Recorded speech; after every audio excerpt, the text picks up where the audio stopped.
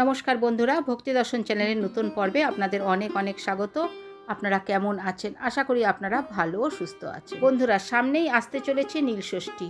আবার নীলষষ্ঠীর পরের দিনই চৈত্র সংক্রান্তি, অর্থাৎ চৈত্র সংক্রান্তির আগের দিন পালিত হয় নীলষষ্ঠী। অনেকে একে নীলের পুজোও বলে থাকে। নীলষষ্ঠী আসলে শিবের উপাসনার দিন।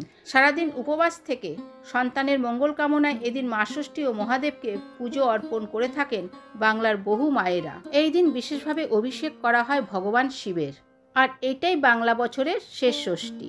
একটি বিশেষ নিয়মে এই পুজো সম্পন্ন করতে হয়, তবে এই পুজোর ফল লাভ হয়ে থাকে। আজকের পর্বে আমরা জানব 2025 সালে 1431 বঙ্গাব্দের নীলষষ্ঠী কবে পালন করতে হবে, কেন এই নীলষষ্ঠী পুজো করা হয়, আর কিভাবেই বা এই নীলষষ্ঠীর পুজো করতে হয়, সবটাই জানবো আজকের পর্বে। ভিডিওটি সম্পূর্ণ দেখার অনুরোধ রইল। তার আগে বন্ধুরা, এখনও যারা ভক্তি দর্শন চ্যানেলটিকে সাবস্ক্রাইব করেননি তারা চ্যানেলটিকে সাবস্ক্রাইব করে পাশে থাকা অল নোটিফিকেশনে ক্লিক করে দেবেন পরবর্তী ভিডিওটি পাওয়ার জন্য।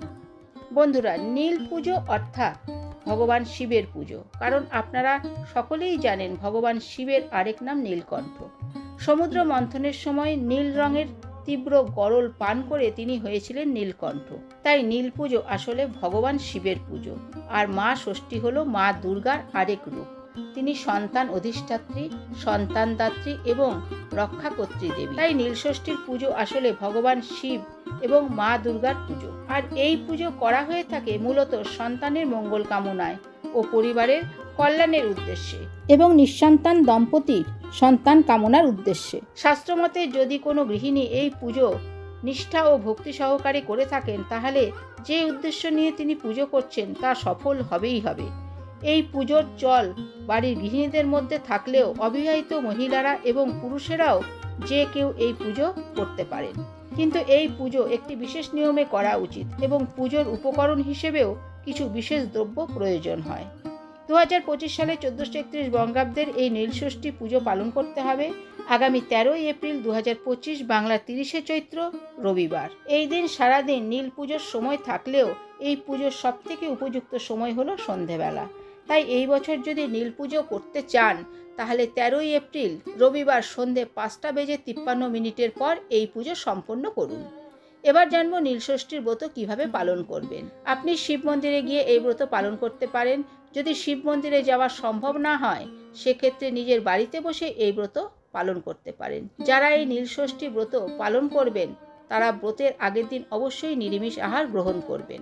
ব্রতের দিন সকাল সকাল ঘুম থেকে উঠে নিত্যকর্ম সেরে নিতে হবে। তারপর নীলষষ্ঠীর পুজোর জন্য প্রয়োজনীয় উপকরণ সংগ্রহ করতে হবে। তবে ভগবান শিব খুব অল্পতেই সন্তুষ্ট হয়ে থাকেন তার ভক্তদের ওপর।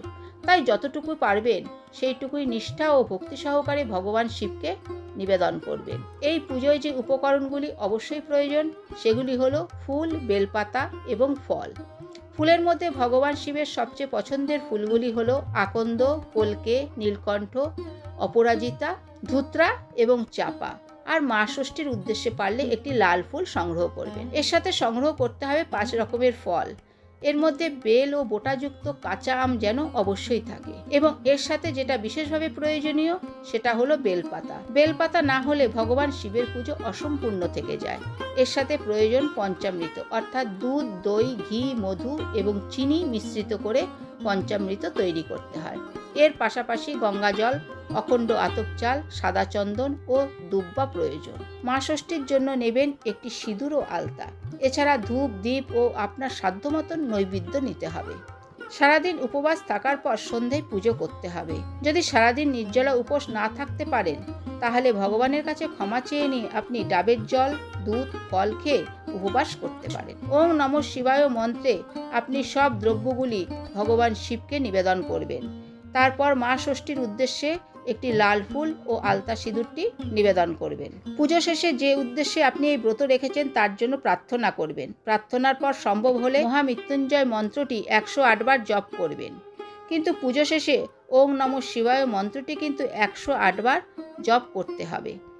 পুজো শেষে নীলের ঘরে বাতি জ্বালিয়ে ব্রত সমাপন করতে হয়। নীলের ঘরে দিয়ে বাতি, জল খাওয়াগো পুত্রবতী, এই কথাটি নীলষষ্ঠীর সঙ্গে প্রচলিত। এই দিন অবশ্যই ঘিয়ের প্রদীপ জ্বালাবেন। যদি আপনার একটি সন্তান থাকে তাহলে একটি প্রদীপ, আর দুটি সন্তান থাকলে দুটি প্রদীপ জ্বালাতে হবে। অর্থাৎ প্রত্যেক সন্তানের নাম স্মরণ করে তাদের নামে একটি করে ঘিয়ের প্রদীপ ভগবান শিব ও মা দুর্গার উদ্দেশ্যে নিবেদন করবেন। তবে প্রদীপগুলি সরাসরি মাটিতে রাখবেন না, খানিকটা আতপ চাল বা ফুলের পাপড়ির ওপর প্রদীপগুলো রাখবেন। এই ব্রত উপবাসে সন্তানের মঙ্গল হয়, সন্তান দীর্ঘায়ু হয়।